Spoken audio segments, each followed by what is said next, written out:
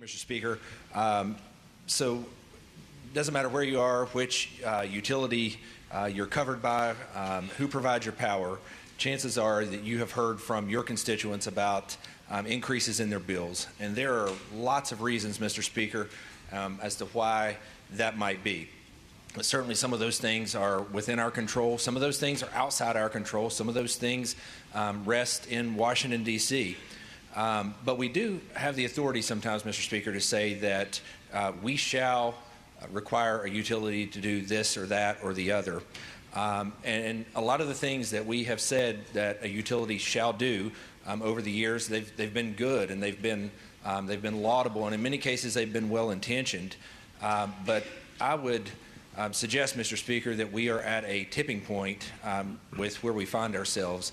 The problem that I have with this particular bill, Mr. Speaker, is that it says that the utilities shall do the things enumerated in here. They shall ask the Commission to grant them the authority. They shall ultimately pay for it, which we know that means that ratepayers are ultimately going to pay for the additional money that gets spent.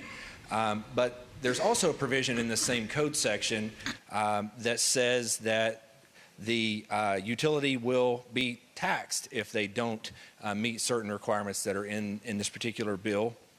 And ultimately, we all know who pays that. It gets passed along to our constituents who are the ratepayers. And so, Mr. Speaker, there's an old quote that gets attributed to United States Senator Everett Dirksen.